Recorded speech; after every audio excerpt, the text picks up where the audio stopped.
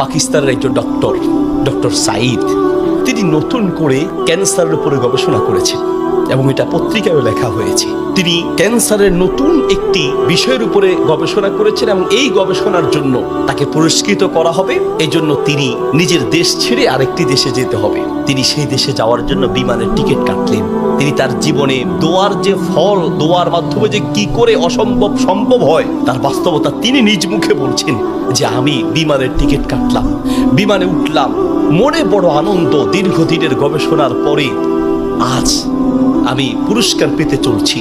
বিমানে ওঠার পরে 1 ঘন্টা কোনো রকম বিমান চলার পরেই আমাদেরকে পাইলট বলল যে আপনারা বেল শক্ত করে বাঁধেন, কারণ বিমানের যান্ত্রিক ত্রুটির কারণে সামনে আগাতে পারবে না। আশেপাশের যে কোনো একটা এয়ারপোর্টে আমরা সুযোগ পেলেই সেখানে ল্যান্ড করব। তিনি বললেন। কিছুক্ষণ পরেই বিমানটা ল্যান্ড করলো। আমি একেবারেই ভেঙে পড়লাম যে আমার বোধহয় যাওয়া হবে না। বিমান ল্যান্ড করার পর জিজ্ঞেস করলাম এটা কি যাবে? বলছে যে ত্রুটি, আজকে যাবে না। তাড়াতাড়ি বলছেন যে আমি সেই বিমানবন্দরে বিমান থেকে নেমে চলে গেলাম ইমিগ্রেশন কাউন্টারে, গিয়ে বললাম যে আমি তো ওই জায়গায় যেতে চাই। পরবর্তী বিমান কখন? বলছে পরবর্তী বিমান কমপক্ষে 16 ঘন্টা পরে, আর এই বিমান যাওয়া সম্ভব নয়। তাহলে আমি কি করব? বলছে আপনি একটা কাজ করেন, যতদূর এসেছেন 3 থেকে 4 ঘন্টার মধ্যে আপনি পৌঁছাতে পারবেন যদি দ্রুত একটা প্রাইভেট কার নিতে পারেন। বলছে আমি তাড়াতাড়ি সেখান থেকে বের হয়ে ব্যাগটা হাতে নিয়ে দৌড়াতে এয়ারপোর্টের বাহিরে গিয়ে এক প্রাইভেট কার ঠিক করলাম।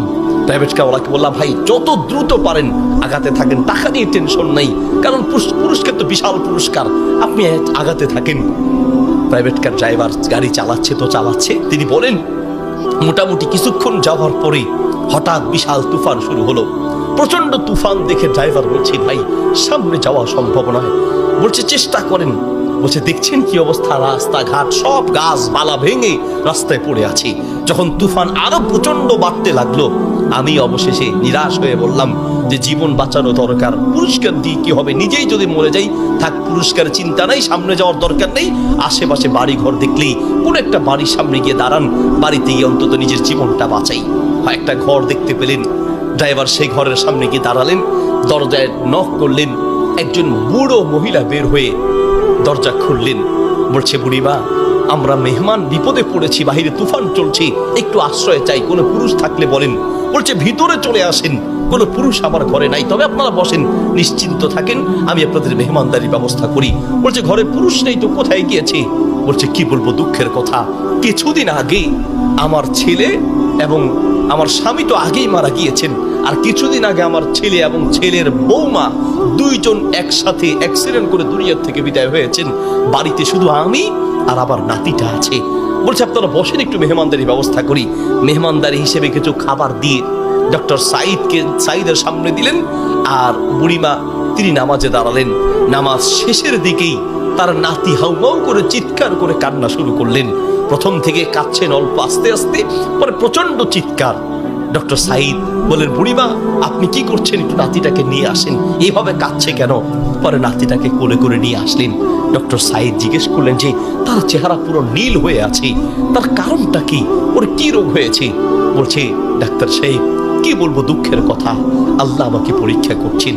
আমার স্বামী তো অনেক আগেই দুনিয়া থেকে বিদায় হয়েছে, আমার সম্বল ছিল আমার ছেলে, সেই ছেলেটাকে আল্লাহ নিলেন, ছেলের বৌমাকেও নিয়ে গেলেন। আমার এই নাতিটা কোনো রকমে আমার কাছে ছিল, তাই সে যায় নাই, এই জন্য অ্যাক্সিডেন্ট করে তারা মারা গিয়েছে, কিন্তু ছেলেটা রয়ে গেল। এখন এই ছেলেটার একটা কঠিন মারাত্মক ক্যান্সার হয়েছে, যার চিকিৎসা আমাদের দেশে সম্ভব নয়। ডাক্তার সাঈদ বলছে আপনি কি দেখিয়েছেন? বলছে হ্যাঁ, এটা নতুন ধরনের ক্যান্সার, এলাকায় যাকেই দেখাই সবাই একই কথা, আমাদের পক্ষে সম্ভব নয়। তো ডাক্তাররা কি পরামর্শ দিয়েছে? বলছে পাকিস্তানে যেতে। পাকিস্তানে একজন ডাক্তারের নাম বলেছি, তিনি এই নতুন রোগের, এই নতুন ক্যান্সার উপরে তিনি গবেষণা করেছেন, তার কাছে গেলে নাকি ভালো হবে। ডাক্তারের নাম বলেছে, বলছে নাম তো বলেছি কিন্তু ঠিকানা তো কিচ্ছু জানা নাই। কিন্তু আমার বিশ্বাস, আমি প্রত্যেক নামাজের পরে এবং সেজদায় গিয়ে আল্লাহর কাছে দোয়া করি, কারণ আমার বিশ্বাস মানুষের পক্ষে অসম্ভব হতে পারে, আল্লাহর পক্ষে অসম্ভব বলতে কিচ্ছু নাই। আল্লাহু আকবার। আমি প্রতিদিন নিয়মিত আল্লাহর কাছে দোয়া করি, মালিক আমি তো সেই ডাক্তার হসপিটাল কিচ্ছু চিনি না, আমার পক্ষে চেনা সম্ভব নয়, তার কোনো ঠিকানাও কারো জানা নাই। তিনি নাকি পাকিস্তানের ডাক্তার। বুড়িমা বলেন তো সেই ডাক্তারের নাম কি? বলছে সেই ডাক্তারের নাম নাকি ডক্টর সাইদ, নতুন করে তিনি নাকি এই ক্যান্সার উপরে গবেষণা করেছেন। বলছে বুড়িমা কসম করে বলেন তো ডাক্তার সাইদের সাথেই আপনাকে দেখা করতে বলেছে?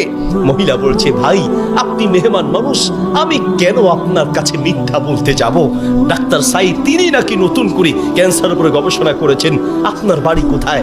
ডাক্তার সাইদ বলল বুড়িমা আমি আপনাকে কসম করতে বলেছি এই জন্য যে আমি বড় অবাক হয়েছি, আল্লাহ যে বান্দার দোয়া কিভাবে কবুল করেন, আল্লাহ যে মানুষের দোয়া কিভাবে কবুল করেন, আমি এখন বুঝতে পেরেছি কেন আমার বিমান নষ্ট হয়েছে, আমি এখন বুঝতে পেরেছি কেন আমি প্রাইভেট কারে উঠেছি, আমি এখন বুঝতে পেরেছি কেন তুফান শুরু হয়েছে, আমি এখন বুঝতে পেরেছি লক্ষ লক্ষ বাড়ি ঘর থাকতে কোথাও না গিয়ে আপনার বাড়িতে কেন এসেছি, আমি এখন বুঝতে পেরেছি আল্লাহ বান্দার দোয়া কিভাবে কবুল করে। বুড়িমা আপনি যেই ডাক্তার সাইদের জন্য দোয়া করছেন সেই ডাক্তার সাইদের কাছে পাকিস্তানে যেতে হবে না, টেনে টেনে তাকে আপনার বাড়িতে নিয়ে এসেছেন, আমি ডাক্তার সাইদ আপনার বাড়িতে উপস্থিত আছি। আল্লাহ